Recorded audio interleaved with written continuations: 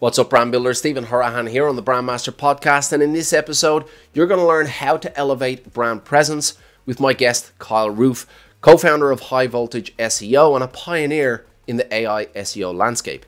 Now, Kyle is known for his groundbreaking scientific testing methodology, running countless scientific SEO tests to better understand Google's secret ranking methods. Now, Kyle has not only secured a US patent for his unique approach, but he's also made waves by revealing the algorithm secrets he found that caught Google's attention. And in our conversation today, we explore Kyle's scientific-driven SEO and his insights from Google's algorithm, the future of AI SEO and his perspectives on tools like GPT and Surfer SEO, and advanced SEO techniques and modern keyword research strategies, and the exact 12-month strategy that Kyle would use right now for a new website. So if you want to gain insights from an SEO expert who has truly challenged the status quo and reshaped industry thinking, then stick around for this episode of the Brand Master Podcast. Now, before we dive into the episode, I want to take a second to show some appreciation. I appreciate every single one of our listeners, but I have a soft spot for listeners who share the love. A shout out to Kane Levy from the UK, one of the best podcasts on brand strategy. As exciting and intriguing as it is, brand strategy is still a mysterious art in today's market. There's lots to talk about it, but still very little out there on how to actually do it. Stephen unveils many of these mysteries and continues to give tons of free, valuable insight through his podcast. I'm already a follower of the Brandmaster Academy Facebook group and YouTube channel, but the podcast allows me to get those 15 to 10 minute nuggets of info on my drive to work. One of my favorite shows. Thank you, Stephen. If you want to share the love and possibly get a shout out on the podcast, please take a couple of minutes to leave a review on your favorite platform. Welcome to the Brand Master Podcast, a show specialized in helping branding professionals and entrepreneurs to build brands using strategy, psychology, and creative thinking. Hello, everyone, and welcome to the Brand Master Podcast. And we've got something a little bit left of field today. We tend to stick specifically to brand strategy related topics, the likes of brand positioning, brand personality, but AI SEO is also part of a brand strategy, and it's becoming more and more important at the moment. So I thought it would be a great time to bring on Mr. Kyle Roof. Kyle, thank you so much for taking the time to join us today. Thanks for having me. Happy to be here. Now, look, this is, I could tell this is a topic that you get quite excited about. It's also a topic that I'm quite excited about as well. Like, I've been digging into SEO for years and years, back when Brian Dean and Neil Patel were all about SEO. But I see a lot of changes going on, and that's why I wanted to bring you on the show today. Before we dig into the nuts and bolts, can you give us a bit of a background as to how you got to where you are with SEO? Just a quick overview of 2 or so minutes. The quick version of the story was I was a lawyer. Wow. I hated it. I was a trial attorney. I did divorce, custody, and support and criminal defense, and I was in Sounds awesome. Well, you know, the thing that depressed me was, so I went right through university and into law school. So that's 7 years. So I was about 24 when I started practicing. And as somebody who's 24 in court, when you're a trial attorney, you're pretty much the youngest one there. And I'm staring at these dudes like in their 50s and 60s, and I was just like, this is my future, and this is a grim looking crystal ball, you know? Yeah. And I was just like, it was an emotional grind. And I remember thinking, like, this is the sexiest thing that a lawyer can do, right? This is what everyone imagines a lawyer is going to be doing. And I just couldn't grasp the next 30 years of my life doing that or more. So I did what everybody does, and I took a year off and I moved to South Korea to teach. Not everybody does that. It's a real A to B kind of strategy. While there, I started a business with a Korean business partner and needed a complex website. And I kind of, after that, I got a really strong team of developers together, and I started general contracting websites. And I won't bore you with the rest of the details. There are a lot of twists and turns, but I realized that doing web design development is a bit of a rat's nest.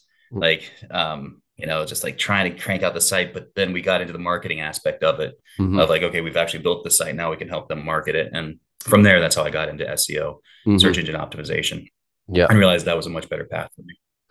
Yeah, and so obviously, you've got that kind of academic background, and getting into to marketing, as you know, it opens up many different doors. You open up one door, and all of a sudden you find yourself working on this, and then you tend to find your groove. But you went down the kind of science-driven road of SEO. Can you tell me a little bit about the core principles behind that science-driven philosophy? Well, so in college, I was a psychology major, and I actually um, emphasized, if you will, into experimental psychology, Hmm. which isn't as devious as it sounds. But there's this idea, there's this apocryphal story of Isaac Newton being challenged to come up with a way to weigh smoke, to find the weight of smoke.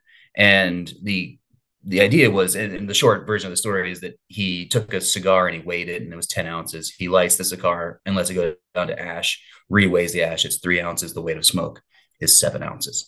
And the concept is that you don't have to, everything is measurable. Hmm. You just have to think about it the right way. Hmm. And so in psychology, how do you measure happiness, or how do you measure sadness? And Hmm. those are things that are very difficult to do maybe directly, but there is a way to do it, and you just have to be able to conceptualize or think about things in the right way. And that's what I found about search engine optimization in general. Google is amazing. It's powerful. It's complex. There's so many moving pieces. How can you possibly measure? And it's doing, but really you can, if you think about it the right way. It usually comes down to you need to pinpoint one aspect of it. We can't measure it all, Hmm. but we can pull back the veil just a little bit and measure that one thing. And that's how we can start to get edges, or understand how the search engine works, so that we can do things to our benefit. And so that's kind of, as long as you distill it down to one thing and then start to think creatively how you can measure that, that's where you can really get into it. And that to me is actually the exciting part of the whole thing, is Yeah. kind of figuring that part out. Yeah, and look, you definitely speak in my language there in terms of, understanding the psychology behind things and finding those scientific ways to uncover those things. I haven't heard it applied to SEO. I tend to talk about it in terms of buyer psychology and human psychology when it comes to brands and, making those connections. So I love your perspective on that you're bringing that into SEO. And you're right, at the end of the day, SEO is just a game of numbers based on human behaviors. And when you start to understand that, then you can start to, as you said, peel back the layers. Now, you've peeled back the layers to the extent that you found some of Google's secrets just kind of lying out there in the open. Can you tell us about those secrets a little bit, and what Google actually thought about that when you landed on the radar? Wow, that was actually pretty funny. There was what I realized is that people want to think of Google as a human. That it reacts as we are, because it is so impressively intelligent. It must have human characteristics. But as I started to run tests on Google, I realized a bunch of things and first and foremost is that Google can't read. Google can't read as a human reads.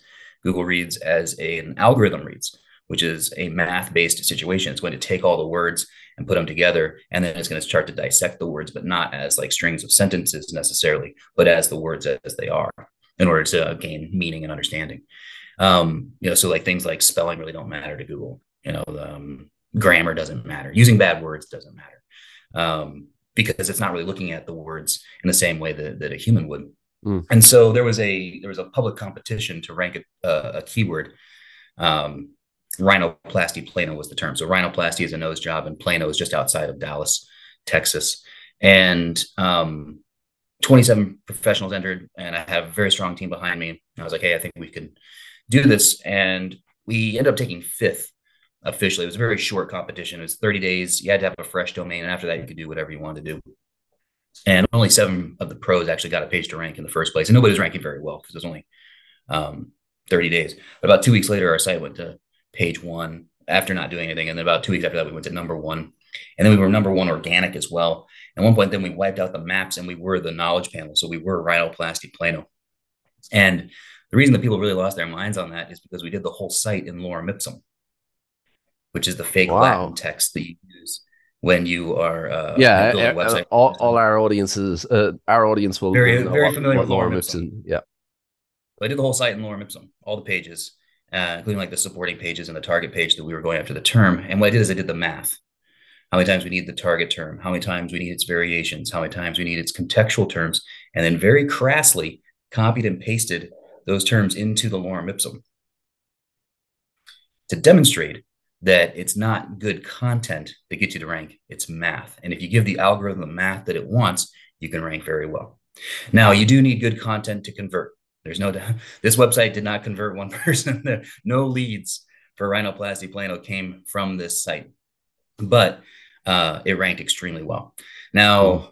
Now, about 3 months later, this dude wrote an article about it in Search Engine Journal. Google ranks site in Latin. He did not contact me about this, even though I'm a very public person and I'm very easy to get a hold of. And in the article, he basically insinuates that I did this to make fun of Google, which couldn't be further from the truth. I did it to make fun of people kind of like him that think that you need to write good content. And that's where I think maybe why he didn't contact me would be a guess. But so about 6 hours later, Google took the site down, which I guess is fair play, I guess. Yeah. But then that night, while I was asleep, from about like 1:15 a.m. to like 1:27 a.m., Google took down about 20 of my test sites. Oh. And those sites had no connection to the competition site. They weren't linking to each other. They weren't on different hosts. They were all completely separated. It was punitive. It was them just going down and doing this. And at first it was a real bummer. Like losing 20 test sites isn't exactly what you want to wake up to in the morning. But what I realized was it completely validated everything I was saying. Mm. Because if I was talking nonsense, if I had gotten lucky, they would have rolled their eyes and moved on. But instead, not only did they take down that site, they went after me personally. Mm. And that Mm. to me was the best result possible. Yeah, absolutely. It confirms that you're onto something. And look, for the record, there's a lot of other factors that play in. Once the click is there and you go onto the site, time on page.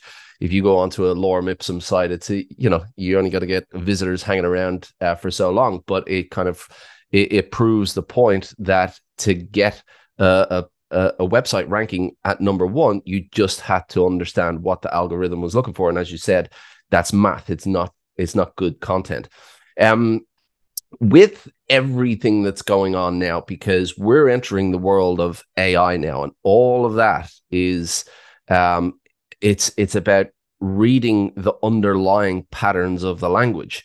And that's pretty much what SEO is all about. Where do you see SEO going in the next 2 to 3 years? I don't like to put time horizons now that we've got AI because everything is changing so quickly. But 2 to 3 years now is a roundabout where you can kind of with any kind of accuracy predict where things are going. How do you see the industry in the coming years? I've been doing SEO full time for over a decade, and I can safely say that SEO has died every year of my career. Like there is something that was the death knell to SEO, and It makes a great headline. What I found is that the more things change, the more they stay the same. Mm-hmm. And I am not concerned about the future of SEO at all. What I see happening, especially with AI, is that on the content creation side, it's definitely going to speed things up, and it is, and that's probably the most appropriate way to use generative AI that kind of more people have access to right now. But in terms of searching, the AI tools that are out there, such as ChatGPT or Bard, are not search engines, and they cannot replace search engines because they're not actually going out and finding information. They're guessing as to what the next word should be. So it's a confusing thing where you can ask it a question and it gives you an answer, but it did not go out and find that answer. It knows what words should be or what it thinks should be associated with that question. And it's able to then predict the words in a way that actually looks like a very valid answer. Now, as a result, you do get the correct answer sometimes, but you also get very wrong answers sometimes. It lies confidently, because it doesn't know that it's lying because it didn't go and look for the information in the first place. So what we have right now in terms of AI will not replace search. And since it won't replace search, what we do for search engine optimization is not likely to change anytime soon. What I do see happening and what you have seen in some things that Google has demonstrated and also Bing is doing is that they do their search and they get the results and they go back through the results and pull out information, almost like summarizing maybe the most important point from each of those pages. And what I see happening maybe is that the user can customize that to get results in a way that they want to see them or information that they are particularly looking for. Right now, there are lots of tools that I use in SEO that do that for me, different Chrome extensions where the SERPs happen, I click the extension and it presents information to me that I'm looking for without having to click into each site. I see something very similar for that happening on the regular user end of things. But what that means is that's two levels of optimization. Level one would be getting onto page one, as we're doing now. And then level two is optimizing so you show up into the enhanced highlighted area. And so what I see as a marketer or as an SEO is just that's more opportunity. That's more work. That's more ways to make money in terms of like getting into the regular results and then getting into the enhanced results. So with all of these new tools that are coming out, because look, the first place you have to analyze is your own behavior. Now, of course, your own behavior is, it's not confirmation. That's the same as everybody else's behavior. But I just look at myself and previously, if I searched a topic on Google, that it would give me 5 articles to choose from. I don't know which one is going to serve my purposes the best. And even if I do find the article, maybe what I'm actually looking for is 7 paragraphs down. There's a lot of sifting. And as you know, we don't have time and attention to get, and where we can shortcut, we will. So just on my own behaviors, I've noticed a shift from Google to AI.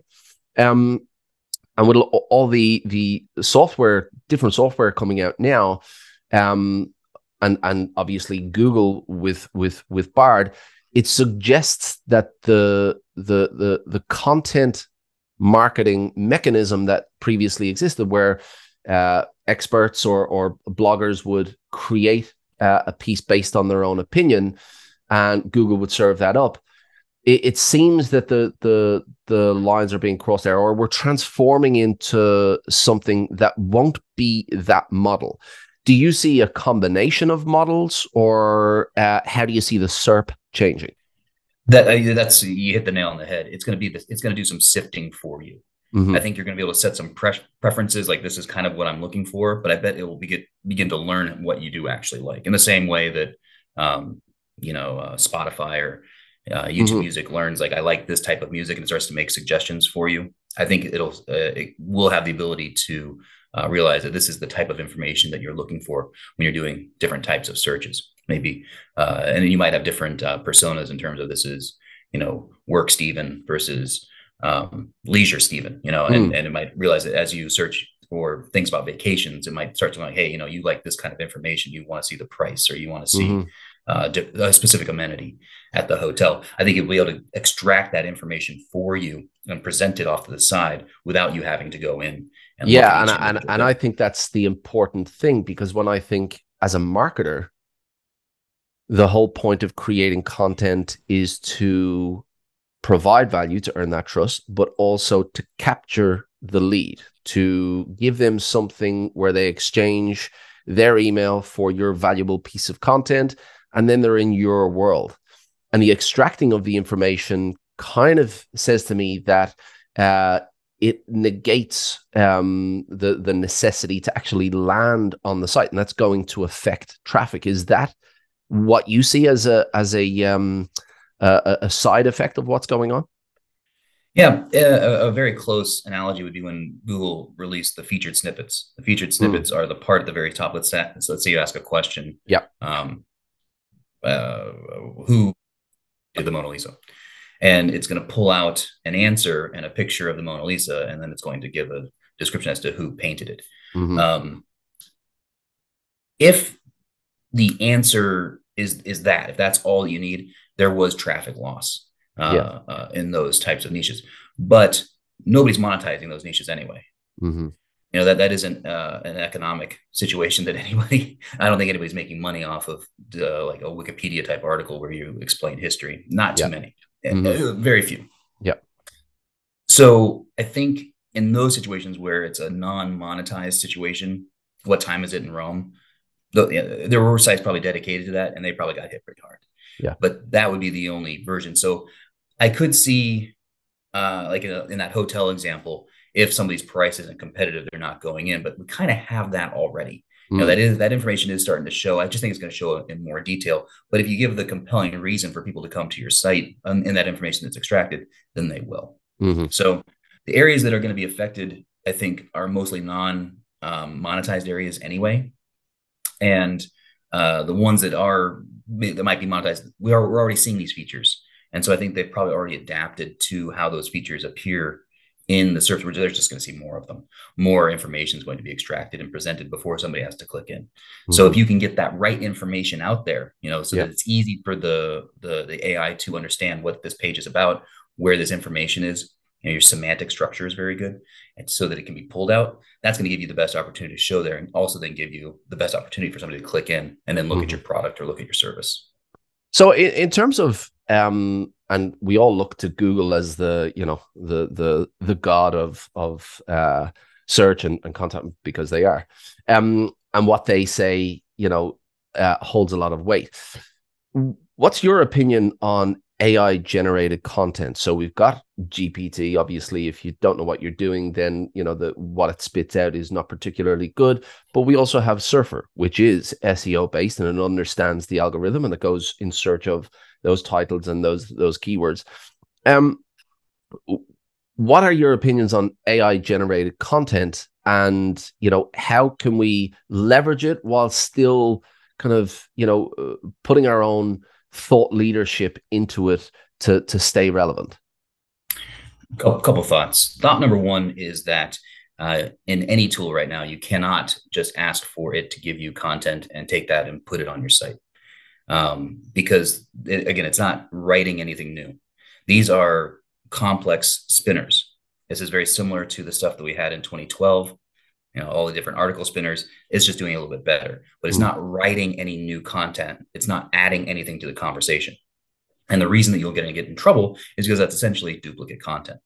You have taken somebody else's ideas and just spun them in a way without adding anything extra. And that's a problem that Google's already solved. They've gone through, and as soon as they start to determine that this is not adding anything new to the conversation, they start to devalue the content. And when they devalue the content, they start devaluing your site. So you cannot take anything that's been spit out of a tool, regardless of the tool, and put it right on your site, because you're just adding duplicate content.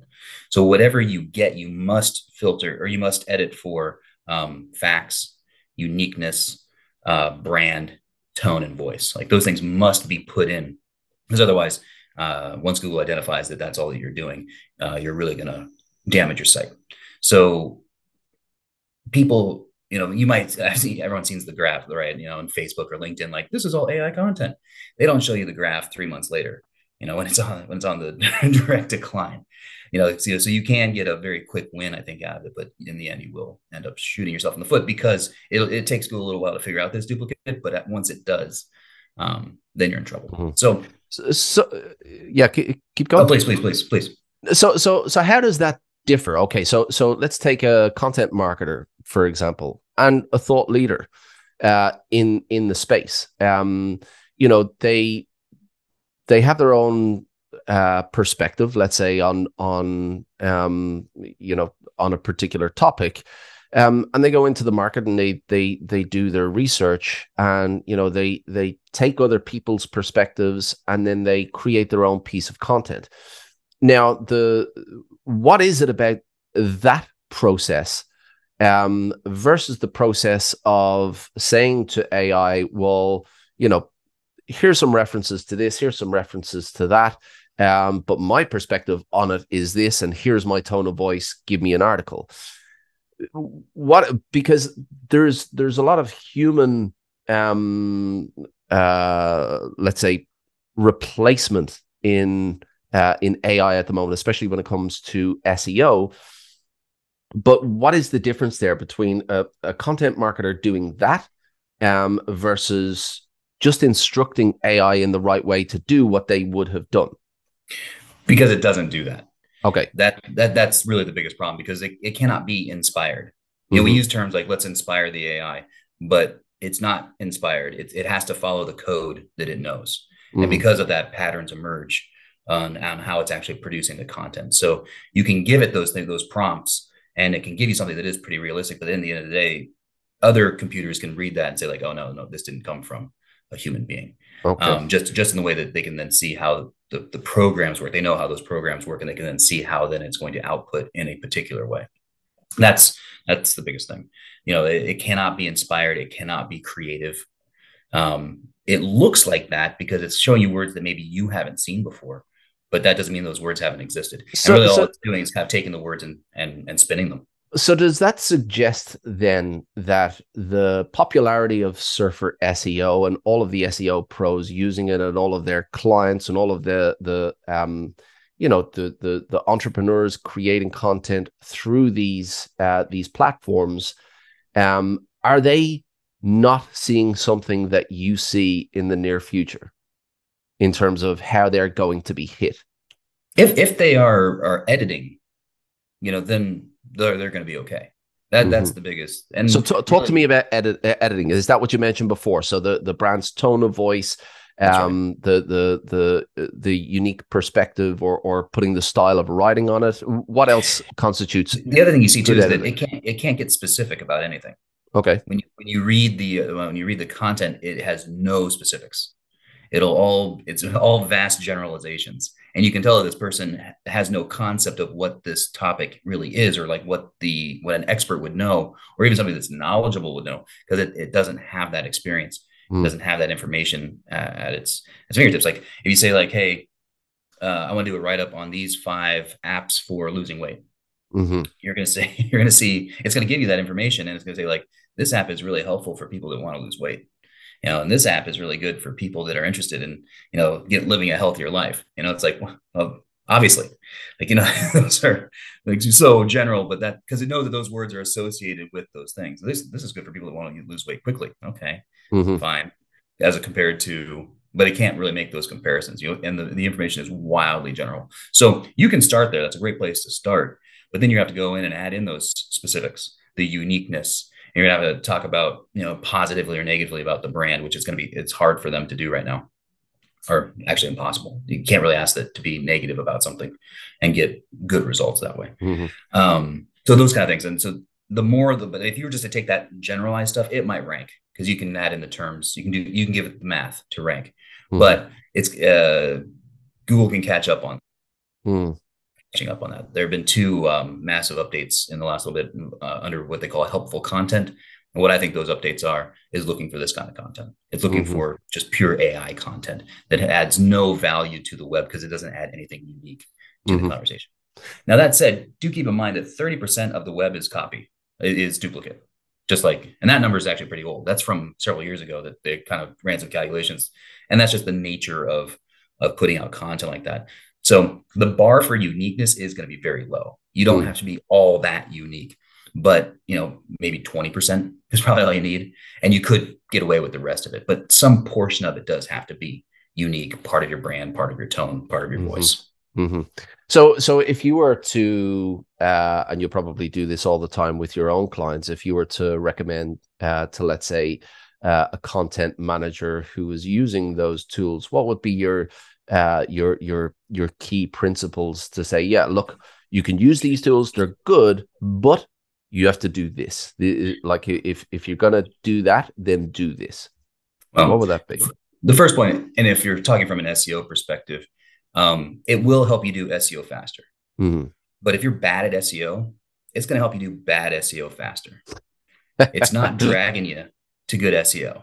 Right. Speed and good are not the same. But that's their value proposition, that they're good. Like Surfer SEO is like, we're good at SEO. You just will produce the content. Right. It doesn't work that way. Okay. So, like I know very bad SEOs that use all the best tools. Okay. It's not the tool. It's not the new driver that you just bought that's going to help you hit the ball into the fairway. There's It's the person who's holding the driver. It doesn't matter how fancy that driver is. If your swing is terrible, you're going to be terrible at golf. Yeah. Same thing with these things. These are just tools, and it really comes down to the person using them. And and just because you can't get things done faster doesn't mean they're going to be better. In fact, it's probably going to be worse for you. You might have been able to, like, time actually might have been on your side by doing things badly, slowly. You probably could get away with a little bit more. But as soon as you start doing badly quickly, I think that's when you're going to see more Okay, pain. so give me an example of that. What's badly quickly? If you gave these tools to an SEO, you used to be able to put out maybe an article every 3 days, right? 3 a day, Yeah, but they're all garbage. Yeah, who cares? Yeah, good on you. Absolutely. So let's move away from kind of content creation and more towards the technical side of SEO. So we're talking off page, on page SEO. So on page techniques, backlinking. Do you see any kind of change on your side from an AI perspective with AI tools? How is that being influenced by AI at the moment? The thing that you can really do well with content creation is the ideas. I can only come up with so many ideas about a particular topic. It can come up with a lot more because it does have more words available to it. That is one of I think the best ways to use it initially would be using it to give you topic concepts for topics, and then also the subheadings, the subtopics that you would be interesting. That to me is the best thing to do. And from there, you can get great outlines. And then that's when I would take it to a tool actually, I'd get that set up. I'd hand it to my writer and have them write. And even if they're using prompts, going through those specific sections with specific prompts, you're going to get much better results. Right. Much better results than just giving it one particular topic and getting that information back. So kind of, you can speed things up that way. You can get better results that way. That's how I would use it in kind of that topic creation, subheading creation, outline creation, and then maybe even using that then to get a first draft of the content. And I think you can do that fairly quickly, easily, and effectively. And then from there, that's when you'd want to then optimize for SEO and uniqueness, et cetera.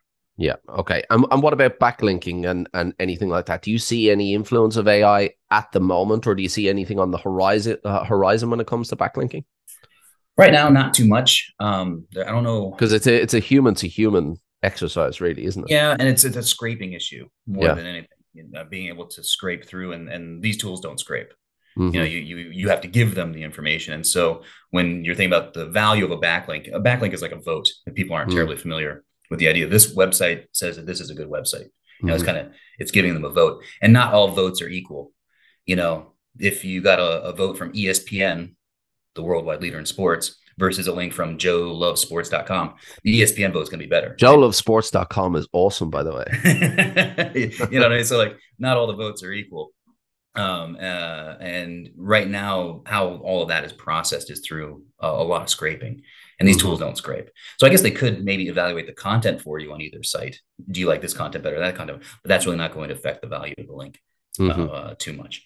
So right now, I don't see too much there. But the more that it is integrated with mass data and scraping and pulling in more, the more it might be able to identify maybe like some hidden nuggets, like, hey, this is actually a pretty good site, and this is your brand would really like, the people that like your brand would like this brand too.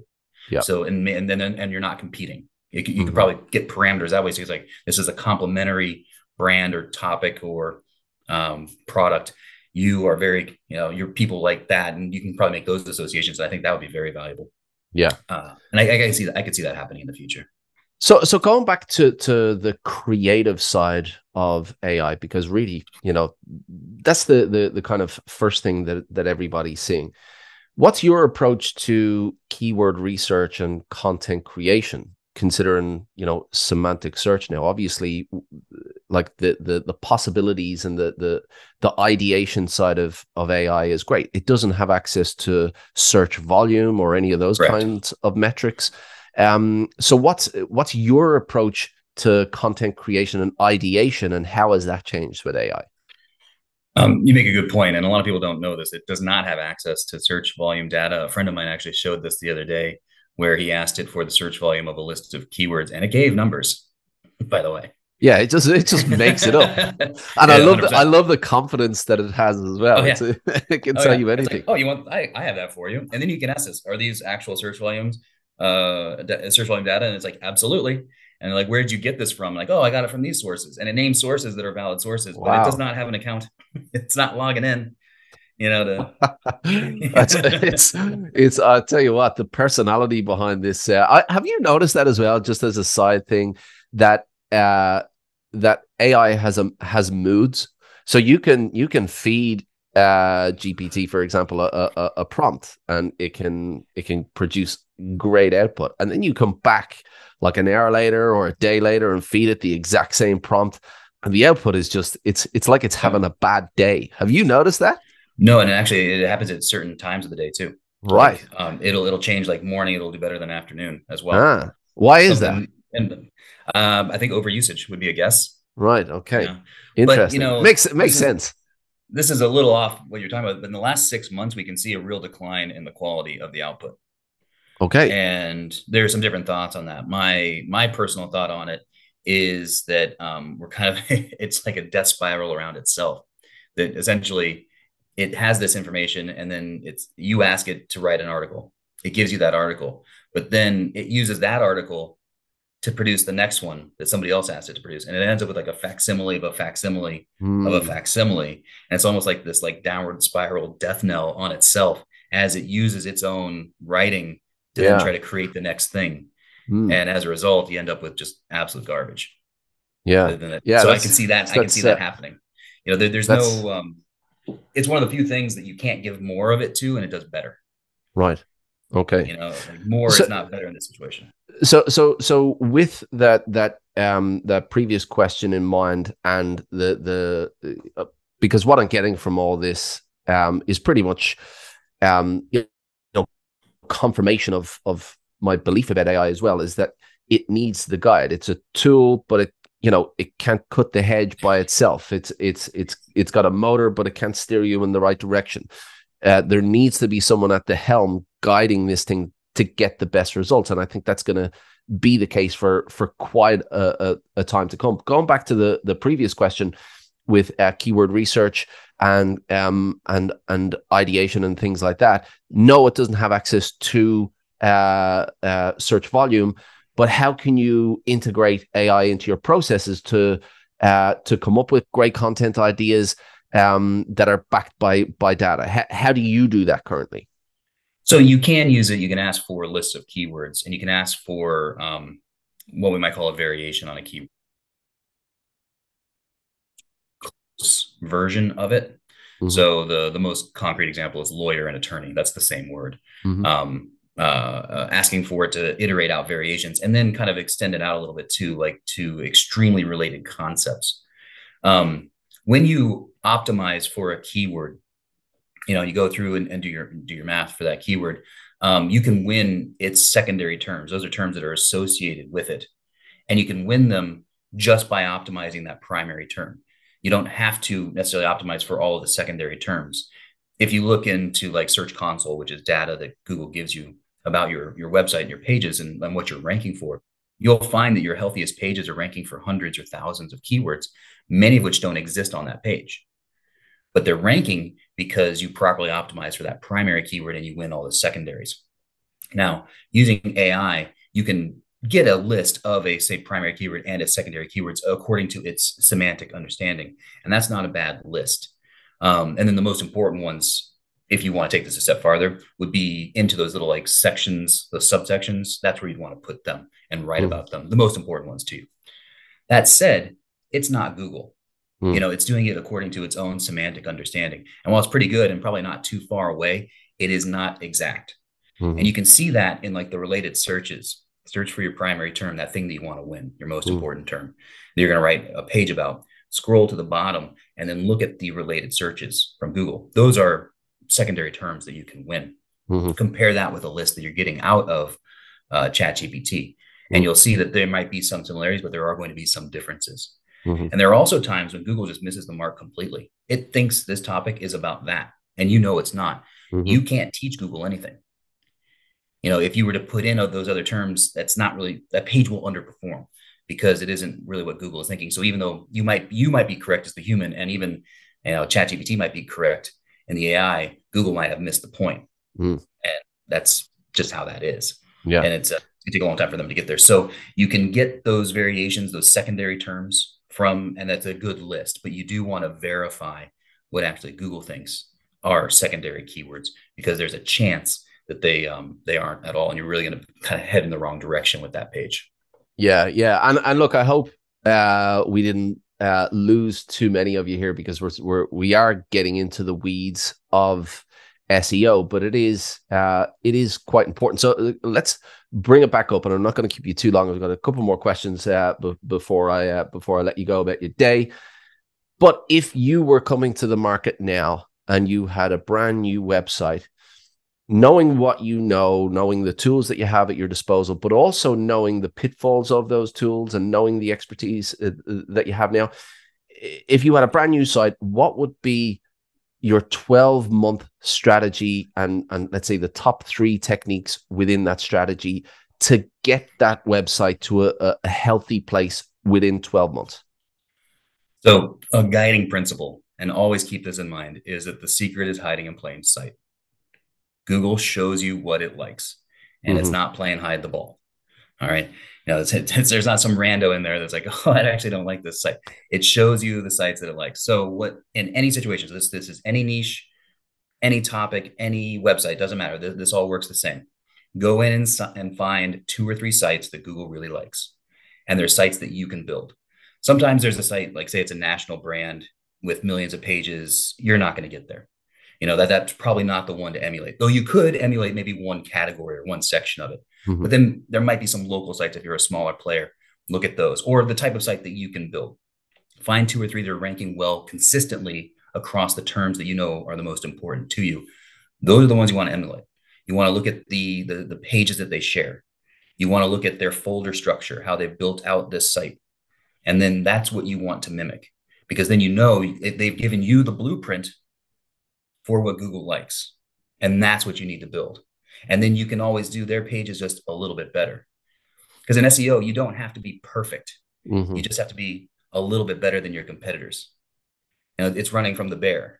You don't have to be faster than the bear. You got to be faster than the other guy running from the bear. It's the same thing. You don't need perfection here. We just need to do it a little bit better. But find the ones that Google likes. That's your template. That's your 12-month strategy too, because you're going to build out those main pages first, most likely. And there's going to be a whole bunch of supporting pages on the site, your different blog posts, your different content. They've given you at least 12 months worth of work right there in terms, and you can go in and put them into the tools and find their best performing pages. Which ones are doing best? Which ones seem to convert the most? Well, those are the ones I'm going to start with.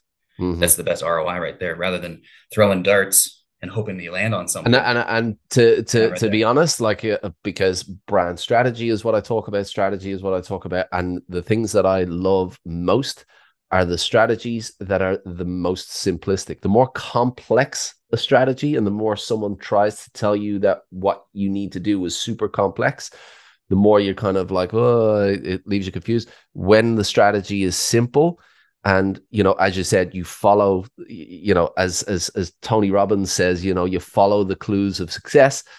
I absolutely love that strategy. Before I let you go, why don't you tell us quickly about the software that you've created based on your scientific principles for SEO? Oh, that's Page Optimizer Pro. Yep. We talked about Surfer. I can tell you it's significantly better than Surfer. Okay.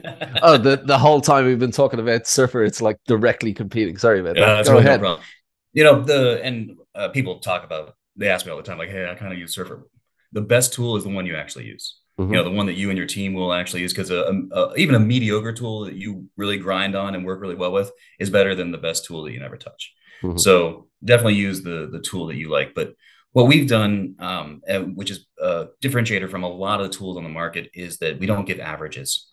A lot of tools do look at what's in Google and they'll give you a set of averages.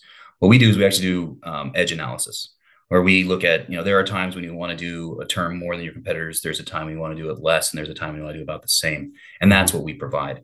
Places where you can actually get an edge on your competitors so that Google will like your page a little bit more. And now we're only laser focused on page. So we don't get into like backlink analysis or anything like that. We will do keyword research later, but that's a Q4 kind of thing for us. Mm-hmm. But we are really just an on-page surgical instrument. And we're complementary to any other tools that you like to use for your data analysis or your business intelligence. And then we can come in and be very complementary and help you with those target pages, those ones that are the most important to you to rank for specific terms, to bring in the most ROI or the most amount of conversions. That's what our tool is for, is to help you with those specific pages. Mm-hmm. Beautiful. And if somebody wants to check it out or to find more about you or ask you a direct question, what's the best place to get in contact with you? Roof.com is probably the easiest one to know and remember. The tools page your audio dropped out there. It was Kyle Roof. What was that? .com? Beautiful. Yeah. Okay, beautiful. So yeah, look, it's been absolutely enlightening. And I guess the key takeaway for me from this conversation was something that you said earlier, is that the more things change, the more I realize that they stay the same. And, I was coming into this conversation thinking that I would have this completely different perspective on SEO, but you've confirmed to me that SEO is the same.